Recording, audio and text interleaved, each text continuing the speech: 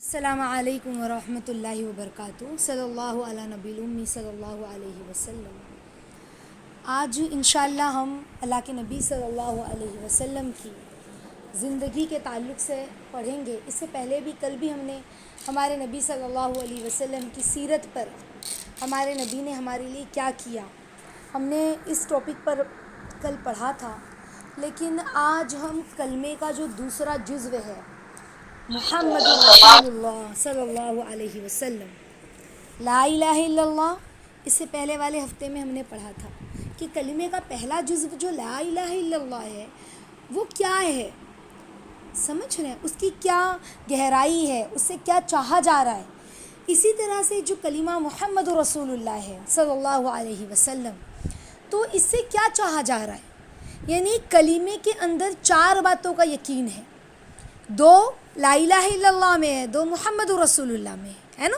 لا الہ الا اللہ کا تو ہم نے پڑھا تھا کہ اللہ کے بغیر کچھ نہیں ہو سکتا، پتا بھی نہیں ہل سکتا، ہے نا، ہر چیز اللہ کرنے والے ہیں۔ اور محمد رسول اللہ میں 2 یقین کون سے ہیں کہ پوری دنیا اگر انسان کو مل جائے لیکن اللہ کی نبی کا سنت طریقہ انسان کے پاس نہیں ہے تو وہ ناکام ہے، اور اگر دنیا کی کوئی چیز اس کے پاس نہ ہو لیکن اللہ کے نبی کا نورانی طریقہ اس کے پاس ہے تو وہ دنیا اور آخرت میں کامیاب ہے نا۔ یہی اس کلمے کی گہرائی ہے۔ اللہ کے نبی صلی اللہ علیہ وسلم کا طریقہ، ان کی زندگی مبارک ہمارے لیے ساتھیوں نمونہ ہے، نمونہ، مثال ہے، اگزامپل ہے۔ آج ہم کیا دیکھتے ہیں، لوگوں کو دیکھتے ہیں، ہے نا، فلاں جو ہے آج بچے جو ہیں، جوان جو ہیں، وہ کس کو آئیڈیل بنا رہے ہیں، کوئی کسی ہیروئن کو، کوئی کسی ہیرو کو، تو کوئی کسی بزنس مین کو، یعنی اپنا آئیڈیل بنا رہا ہے۔ لیکن ایک مسلمان اور مومن کے لیے آئیڈیل نبی پاک صلی اللہ علیہ وسلم کی ذات اقدس ہو، کہ میرے نبی کی زندگی، میرے نبی نے تو ہمیں ہر پہلو پہ روشناش کروایا ہے، ہر پہلو، ہر زاویہ ہمیں دکھلایا ہمارے نبی نے۔ تو ہمارے نبی کی زندگی تو ہمارے لیے اگزامپل ہے۔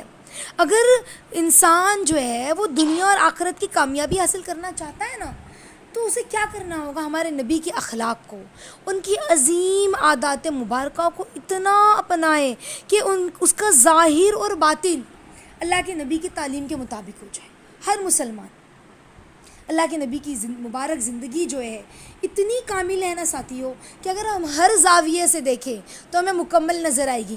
کہیں بھی کسی بھی لمحہ، یعنی کسی بھی زاویے میں اللہ کے نبی نے ہمیں اکیلا نہیں چھوڑا، تنہا نہیں چھوڑا، ہر چیز ہمیں سکھلائی، حتیٰ کہ ہمیں تھوکنے کا طریقہ تک ہمارے نبی صلی اللہ علیہ وسلم نے سکھلایا، ہے نا، بیت الخلاء میں بیٹھنے کا طریقہ تک سکھلایا۔ تو ہر پہلو، اگر ہم اپنے نبی کے، اس وقت اتنا وقت نہیں ہے کہ میں ہر پہلو کو اجاگر کر سکوں، ہر پہلو کو بتا سکوں، لیکن کوشش کر رہی ہوں انشاءاللہ کہ ہم اپنے نبی صلی اللہ علیہ وسلم کی جو ہے زندگی کے پہلو پر کچھ نظر ڈالیں کہ محمد رسول اللہ کیا ہے، اور اللہ رب العزت کو کتنا عزیز ہے۔ کہ اذان میں دیکھیں محمد رسول اللہ، ایک انسان نے اگر کلمہ لا الہ الا اللہ پڑھ لیا کہ اللہ کے سوا کوئی معبود نہیں، لیکن محمد رسول اللہ پر ایمان نہ لائے تو کلمہ مکمل نہیں ہے، ادھورا ہے، بغیر محمد رسول اللہ کے کامل نہیں ہوگا۔ کوئی کہے نہیں میں تو ایک اللہ کو مانتی ہوں، نعوذ باللہ، وہ یہ کہے کہ میں محمد رسول اللہ کو نعوذ باللہ نہیں مانتی، تو کیا وہ مسلمان ہو سکتا؟ ہرگز نہیں۔ تو پتہ چلا کہ لا الہ الا اللہ کے ساتھ محمد رسول اللہ جڑا ہوا ہے، سمجھ رہے ہیں؟ بلکہ ہماری استاذہ کہتی ہے بچوں، یہ لا الہ الا اللہ محمد رسول اللہ مومن کے 2 پر ہے جس کے ذریعے وہ پرواز کرتا ہے۔ جب اس کے اندر یہ لا الہ الا اللہ محمد رسول اللہ اتر جائے نا اس کے دل میں، تو یہ وہ پر ہے جس سے مومن پرواز کرتا ہے۔ آئی بات سمجھ میں؟ تو لا الہ الا اللہ محمد رسول اللہ کے بغیر ایمان مکمل نہیں، لا الہ الا اللہ محمد رسول اللہ کے بغیر اذان مکمل نہیں۔ دیکھیں اذان میں کیا ہے، اشہد ان لا الہ الا اللہ، اس کے بعد اشہد ان محمد رسول اللہ۔ تو پتہ چلا اذان بھی کلمے کے بغیر مکمل نہیں ہے، اذان بھی مکمل نہیں ہے، ہر چیز بغیر نبی کے طریقے کے مکمل نہیں ہے۔ ہمارے نبی نے کیسے اٹھے، کیسے بیٹھے، کیسے دیکھے، ہر چیز صحابہ نے اللہ کے نبی کے طریقے کو اتنا اپنایا. ایک بزرگ کا واقعہ آتا ہے کہ ان کے سامنے کسی نے تربوز لا کر رکھا کھانے کے لیے، مجلس میں تربوز پیش ہوا، تو انہوں نے کہا کہ اللہ کے نبی نے تربوز کو کس طرح کاٹا تھا، کسی کو پتہ ہے؟ تو کسی کے پاس جواب ہی نہیں تھا. تو انہوں نے وہ تربوز ہی نہیں کھایا، حالانکہ بسم اللہ بول کر کھا لیتے. غذا اناج تو تھا نا، حلال تو تھا نا، حلال رزق تھا، اناج تھا، فروٹ تھا، بسم اللہ بول کر کھا لیتے. لیکن انہوں نے وہ کاٹا ہی نہیں، کھایا ہی نہیں، کہا مجھے پتہ ہی نہیں ہے میرے نبی نے اسے کس طرح کاٹا تھا. سمجھ رہے؟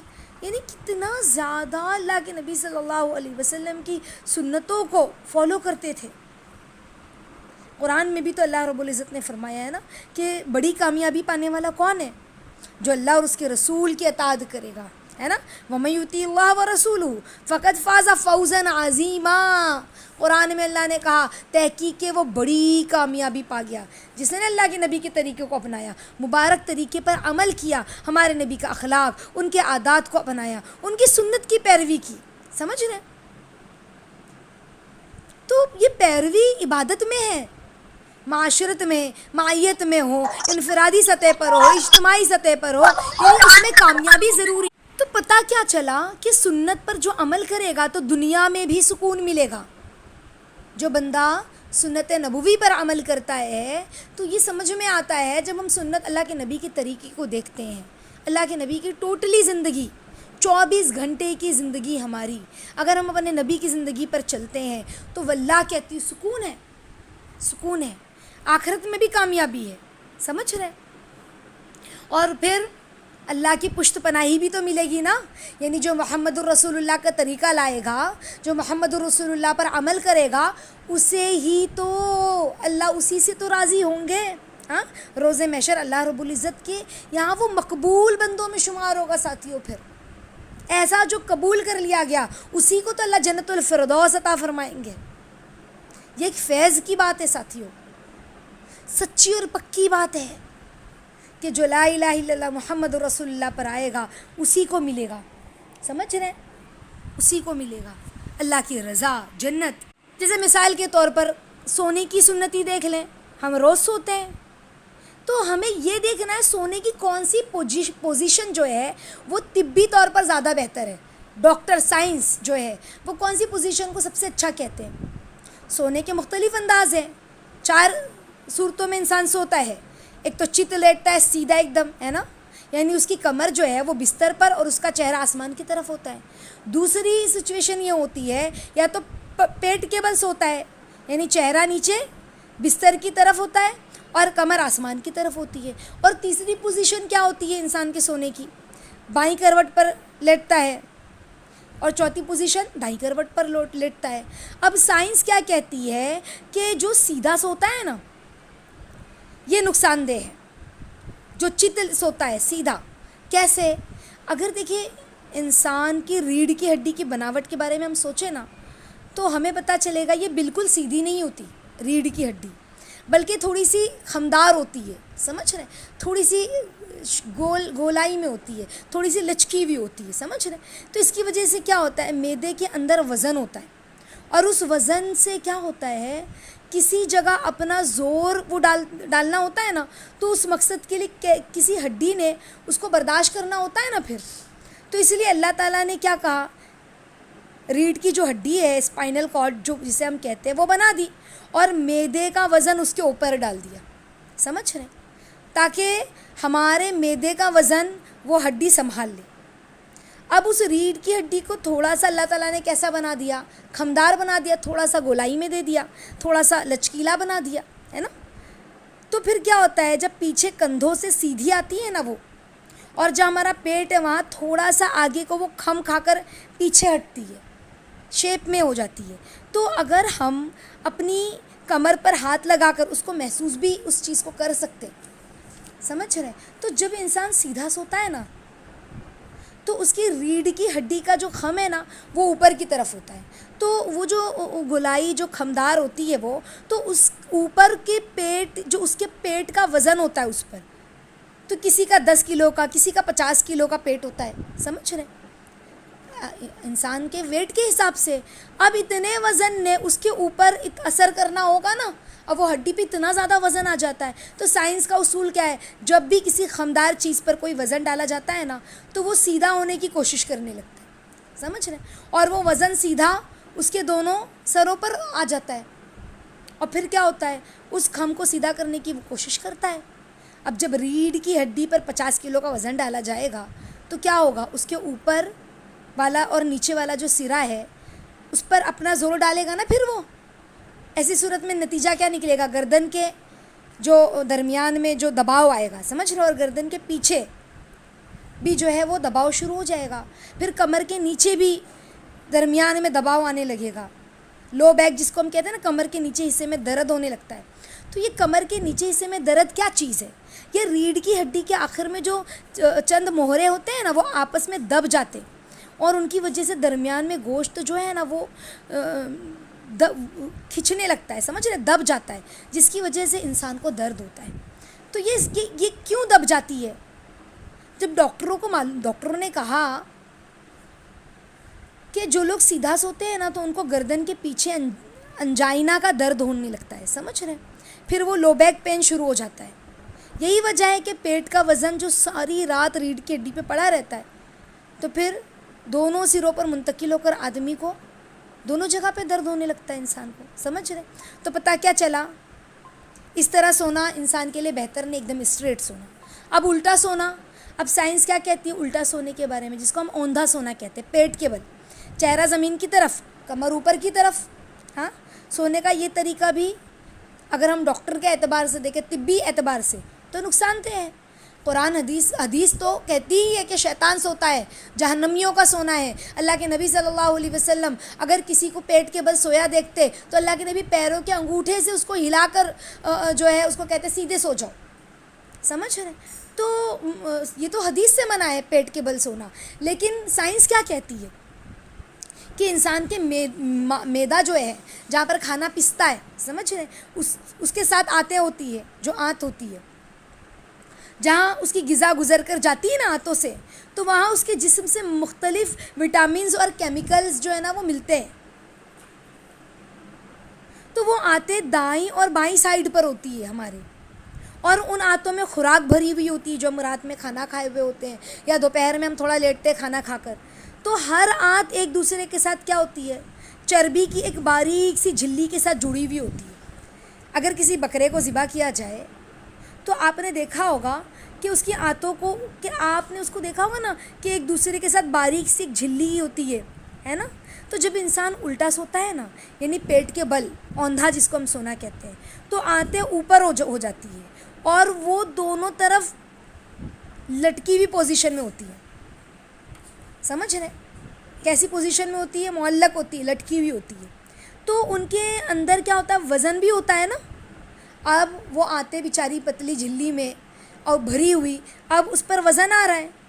اور ہم ماشاءاللہ مرغ مسلم تیل چکنائی کھاتے ہی ہیں. ہمارے کھانوں میں تو تیل کتنا ہوتا ہے، تو چکنائی کتنی ہوتی ہے، تو اچھا خاصا وزن ہو جاتا ہے. سمجھ رہے؟ اب ایسی صورت میں یہ زیادہ چانس ہوتا ہے اگر کسی جگہ وہ چربی کمزور ہے، سمجھ رہے، تو وہ آنت اوپر سے نیچے گرے گی اور اس میں بل آ جائے گا. آنت میں گانٹھ لگ جائے گی، بولتے نا گرا لگ جائے گی، ایسے ہو جاتا ہے. حدیث پاک میں فرمایا نا الٹا مت سویا کرو. اس طرح سونے سے ممکن ہے کہ آنتوں میں کوئی گانٹھ پڑ جائے. سمجھ رہے؟ اور جب یہ گانٹھ گرا جو ہے، گانٹھ جس کو ہم کہتے ہیں نا نوٹ، جب وہ لگ جاتی ہے نا تو پھر کیا ہوتا ہے؟ ہسپتالوں میں انسان پہنچ جاتا ہے، پھر لمبا آپریشن کروانا پڑتا ہے. آنت میں گانٹھ آ گئی ہے، سمجھ رہے، چھوٹی ہو گئی ہے، بڑی ہو گئی ہے. تو آج کل ڈاکٹر یہ بات بولتے ہیں کہ ڈاکٹروں نے بھی اس بات کو کنفرم کر دیا ہے کہ کئی لوگ ایسے آتے ہیں ہاسپٹلز میں کہ جن کی آنتوں میں الٹا سونے کی وجہ سے گانٹھ ہو جاتی ہے، پھر ان کو آپریشن کرنا پڑتا ہے. سمجھ رہے؟ تو اگر انسان میں سے کسی ایک بھی مسئلہ ہو جائے تو کتنا مشکل ہو جائے نا. سونے کا یہ طریقہ پتہ کیا چلا؟ پیٹ کے بل، یہ بھی انسان کی صحت کے خلاف ہے. بائیں کروٹ اب انسان سوتا ہے تو بائیں کروٹ بھی انسان سوئے، یہ بھی انسان کے لیے نقصان دہ. کیوں؟ کیونکہ اس کا دل کدھر ہوتا ہے؟ بائیں طرف ہوتا ہے. اور سارا سسٹم باقی سیدھی طرف ہوتا ہے. جیسے 2 مالے کی عمارت ہو اور پمپ نیچے لگا ہوا ہو. جب سپلائی کرنے کا سسٹم اوپر ہوتا ہے نا تو پمپ کیا ہوتا ہے, اس پر پریشر آ جاتا ہے, سمجھ رہے. اگر نیچے سپلائی کرنا ہو نا تو اس کا کوئی ہیڈ نہیں ہوتا, اس کے پاس جتنا پانی ہوتا ہے وہ سارا خود بخود نیچے چلا جاتا ہے. اسی طرح سے جو ہے نا ساری رات اس کا سسٹم اوپر ہوتا ہے اور اس کا دل نیچے ہوتا ہے. تو اس طرح کیا ہوتا ہے, دل پر نا پریشر آتا ہے, دباؤ آتا ہے, انڈر پریشر میں ہو جاتا ہے دل, سمجھ رہے. اور کیا ہوتا ہے سونے کا یہ طریقہ بھی پتہ چلا خراب ہے. کہ پھر بتاتے ہیں کہ اس طرح سے جس کو الٹے ہاتھ پہ سونے کی زیادہ عادت ہوتی ہے نا تو ہارٹ اٹیک کا بھی چانس زیادہ ہوتا ہے اس انسان میں, سمجھ رہے. دباؤ پڑ رہا ہے نا, اور بہت گہری نیند بھی آتی ہے. جب دباؤ زیادہ ہوگا تو نیند گہری ہوگی, اور جب گہری نیند ہوگی تو الارم لگا کر بھی سوئیں گے تو بھی آنکھ نہیں کھلے گی, سمجھ رہے. تو نماز کے لیے جگائے تو بھی بندہ نہیں اٹھ پائے گا.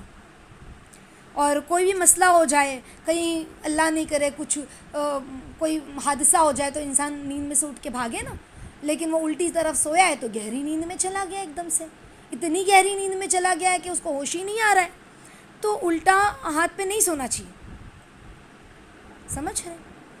تو پتہ چلا کہ دائیں کروٹ پہ سونے کے بڑے فائدے ہیں. اچھا, الٹی طرف سونے سے نا انسان ڈراؤنے خواب بھی دیکھتا ہے زیادہ تر, یہ دیکھا گیا ہے. کیونکہ دل پر دباؤ ہوتا ہے نا, اس لیے خواب دیکھتا ہے کہ بھینس پیچھے بھاگی چلی آ رہی ہے, سانپ آ رہا ہے, فلاں مجھے مارنے آ رہا ہے نا. ایسے برے خواب آتے ہیں الٹی طرف سونے میں. لیکن جب بندہ سیدھی طرف سوتا ہے تو پھر کیا ہوتا ہے, اس کا پورا سسٹم نیچے, دل اوپر. اب کیا ہوتا ہے, پمپ اوپر ہوتا ہے نا, اور پمپ کو نیچے سپلائی کرنے کے لیے جو پریشر کی ضرورت نہیں ہوتی ہے. پھر انسان مزے سے جب آدمی سوتا ہے تو اس وقت اس کی نبض کی جو رفتار ہوتی ہے, نس کی, اس کا جو دل کا دھڑکنا ہے وہ بہت بیسٹ ہوتا ہے, براہ راست دل سے ہوتا ہے. پھر تو اس سے نا انسان سکون میں ہوتا ہے. نبض کی رفتار جو ہوتی ہے کم ہو جاتی ہے, بہت پریشر نہیں ہوتا اس پہ, سمجھے, سپیڈ کم ہو جاتی ہے. تو ایسی صورت میں کیا ہوتا ہے, لوڈ ڈالا جائے گا نا اگر بندے پہ تو پھر مسئلہ ہو جائے گا. لیکن جب نبض آرام سے چلتی ہے, سپیڈ سلو ہو جاتی ہے تو پھر آرام سے بندہ سوتا ہے. سمجھ میں آ رہی ہے بات. تو اسی لیے جو ہے وہ دائیں کروٹ سونے کے بڑے فائدے ہیں. تو یہ تو میں نے آپ کو خالی سونے کی سنتیں بتلائی ہیں. اسی طرح اللہ کے نبی صلی اللہ علیہ وسلم کے ایک طریقے میں اتنا نفع ہے. ایک مرتبہ ایک یہودی اللہ کے نبی کی باتیں سن رہا تھا درخت کے پیچھے چھپ کر, اور اس نے سنا کہ اللہ کے نبی بیت الخلاء میں بیٹھنے کا طریقہ بتلا رہے ہیں, بائیں پیر سے داخل ہونا اور قدمچے پہ سیدھا پیر رکھنا, اور بیٹھنے کے وقت میں جب ہم ٹوائلٹ کے لیے بیٹھتے ہیں تو بائیں پیر پر یعنی لیفٹ پیر پہ زور ڈال کے بیٹھنا. تو وہ اللہ کے نبی کا مذاق اڑانے لگا, ہنسنے لگا کہ مسلمانوں کے اندر تو غالباً اللہ کے نبی کی بات سن رہا تھا یا کسی مسلمان کی بات سن رہا تھا, بہرحال وہ ہنسنے لگا اور مذاق اڑانے لگا کہ ان کے نبی تو ان کو ٹوائلٹ میں بیٹھنے کا طریقہ بھی سکھلاتے ہیں. تو ہوا یہ ایک دن کہ اس کی ٹوائلٹ ہی رک گئی اور پیٹ میں اتنا درد, وہ یہ کروٹ وہ کروٹ مچل رہا ہے, پریشان ہو گیا وہ. اب کیا کرے, تو اسے اچانک یاد آیا کہ میں نے مسلمانوں کے اس میں سنا تھا کہ اللہ کے مسلمانوں کے نبی اس طرح کہہ رہے تھے, یا مسلمانوں کے نبی نے اس طرح کہا تھا کہ اس طرح بیت الخلاء میں بیٹھنے سے جو ہے انسان کو سکون رہتا ہے اور پیٹ بھی اچھے سے صاف ہو جاتا ہے, فارغ ہو جاتا ہے اچھے سے. تو اس نے ویسا ہی کیا, اس نے بائیں پیٹ پر, بایاں ہاتھ پیٹ کے جب بیٹھتا ہے انسان نا تو پیٹ اور ران دبتی ہے نا, تو وہاں پر بایاں ہاتھ رکھا اور بائیں پیر پر زور دے کے جب وہ بیٹھا نا, یعنی اس کا پریشر زیادہ بائیں پیر پہ تھا, پیر پر, تو اس کا پیٹ اتنے اچھے سے صاف اور اتنا ریلیکس ہو گیا وہ, اور اس کی پریشانی جاتی رہی. بس اس بات پر وہ ایمان قبول کر لیا کہ مسلمانوں کے نبی نے کیا کچھ نہیں بتلایا, سمجھ رہے. تو اللہ کے نبی نے ہمیں یعنی اگر ہم اللہ کے نبی کی چھوٹی چھوٹی سنتوں پر عمل کرتے ہیں تو واللہ کہتی ہوں دنیا کے ڈپریشن سے بھی اور آخرت کے ڈپریشن سے بھی, اور یہ جو دلی اور ذہنی بے سکونی ہوتی ہے اس سے بھی انسان سکون میں آ جاتا ہے, اور دنیا اور آخرت دونوں میں راحت ہے. کیوں کہا, نورانی طریقہ اگر اللہ کے نبی کا نورانی طریقہ ہماری زندگی میں ہے تو 100% بندہ کامیاب ہے، اور اگر اللہ کے نبی کا نورانی طریقہ زندگی میں نہیں ہے اور دنیا کی ساری آسائشیں اس کے پاس ہے تو بھی بندہ ناکام ہے، کیوں؟ طریقہ ہی نہیں اللہ کے نبی کا نورانی۔ تو سائنس بھی پروف کرتی ہے کہ نورانی طریقے میں کتنا نور ہے نا۔ اللہ کے نبی کا طریقہ جو ہے 100% بیسٹ ہے۔ ہر چیز، مسواک دیکھ لے، اگر وضو کرنے کا طریقہ دیکھ لیں، نماز پڑھنے کا طریقہ جو اللہ کے نبی نے بتلایا، زیتون کے بارے میں جو اللہ کے نبی نے بتایا، عجوہ کھجور کے بارے میں بتایا، چلنے کے بارے میں، ورزش کرنے کے بارے میں بتایا کہ تیز چلنے سے جسمانی فائدے کیا ہیں۔ اللہ کے نبی چلتے تھے نا تو چلنے میں اللہ کے نبی ڈھیلے ڈھیلے نہیں چلتے تھے، بعض لوگ چلتے خرامہ دھیرے دھیرے، اللہ کے نبی تھوڑے سپیڈ میں چلتے تھے، تو سپیڈ میں چلنے کی بھی جو ہے نا وہ جاگنگ ہو جاتی ہے، اس کے بھی بڑے فائدے ہیں، سمجھ رہے ہیں؟ تو یعنی ایک ایک چیز، ابھی میں کون سی بات آپ لوگوں کو بتاؤں، بہت ساری باتیں ہیں اللہ کے نبی صلی اللہ علیہ وسلم نے جو ہے ہم لوگوں کو سکھلائی اللہ کے نبی کی زندگی سے۔ تو اللہ کے نبی کی زندگی جو ہے وہ 100% نفع ہے۔ بڑے بڑے سائنسدان ریسرچ کرنے کے بعد اس بات پر پہنچے کہ اللہ کے نبی کی زندگی جو ہے، جو سنت ہے، اس میں برکت ہے، سمجھ رہے ہیں؟ سمجھ میں آ رہی بات؟ تو انشاءاللہ ہم اللہ کے نبی صلی اللہ علیہ وسلم کے سنت طریقے پر آئیں۔ ہم اللہ سے کہیں، جب ہم کلمہ پڑھتے ہیں لا الہ الا اللہ محمد رسول اللہ، تو ہم اللہ سے کہیں کہ یا اللہ محمد رسول اللہ والی زندگی پر ہم کو لا دیجیے عافیت کے ساتھ، ہے نا، اور اللہ سے منگا کرے کلمے کی یقین کو، کلمے کے اندر جو نورانی طریقہ ہے ہمارے نبی کا، چلتے پھرتے اٹھتے بیٹھتے اس کلمے کے بول کو خوب بولنا۔